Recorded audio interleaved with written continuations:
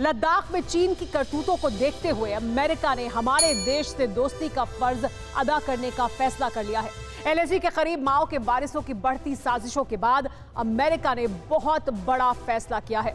America ने चीन को सबक सिखाने के लिए हमारी सरहद के बेहद करीब वाले इलाके में अपने घातक परमाणु बम वर्षक विमान तैनात कर दिए हैं।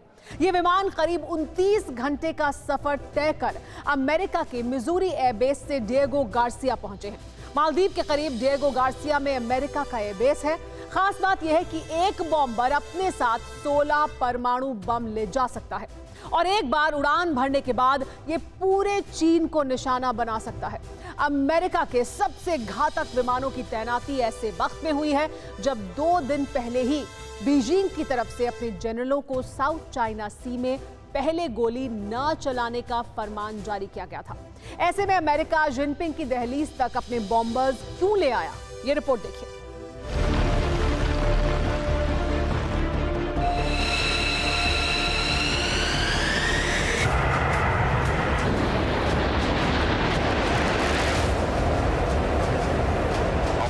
Sides.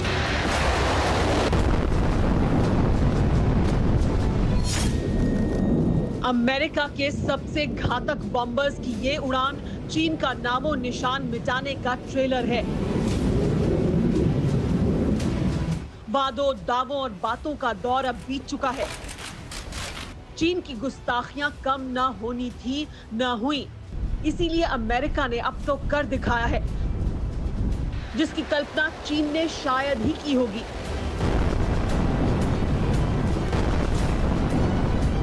यही वजह है कि अमेरिका के बम वर्षक विमानों की इन तस्वीरों से बीजिंग के फर्जी बादशाहों के सीने पर सांप लौटने लगे हैं,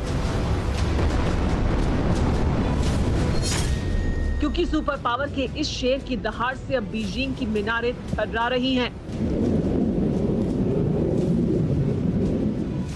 अमेरिका और चीन के बीच हालात किस हद तक पहुंच गए हैं, इसका अंदाजा इसी से लगाया जा सकता है कि अमेरिका के B-2 spirit stealth bombers Missouri में अमेरिकी एयरफोर्स के बेस पर तैनात हैं, जिन्हें करीब 29 घंटे के सफर के बाद हमारी सरहद के करीब डिएगो गार्सिया एयरबेस पर पहुंचाया गया है।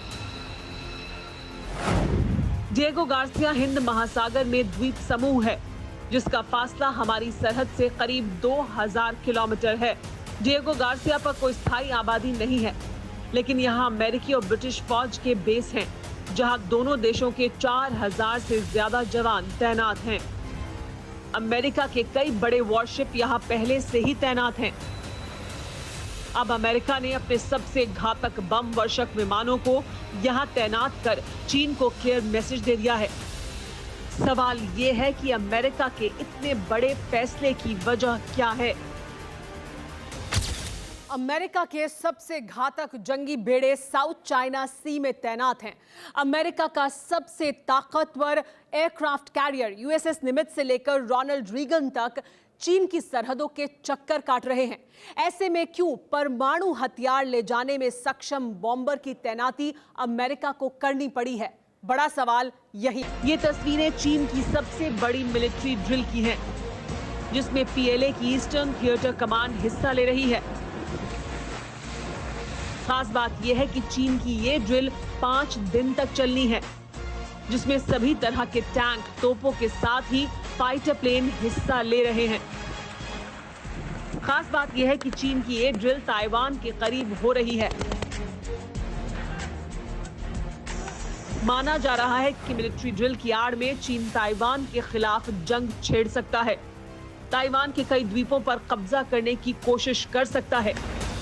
इससे पहले चीन लगातार 2 बार ताइवान की सरहद में दाखिल हो चुका है। चीन के फाइटर प्लेन को खदेड़ने के लिए ताइवान ने अपनी मिसाइलें तक तैनात कर दी थी। इसके साथ ही 41 साल बाद अमेरिका के किसी मंत्री के ताइवान दौरे के बाद चीन बौखलाया हुआ है। यही वजह है कि चीन को उसकी हद में रखने के लिए अमेरिका को अपने एटमी मिसाइलों से लैस बॉम्बर चीन की सरहदों के किनारे पर तैनात करने पड़े हैं।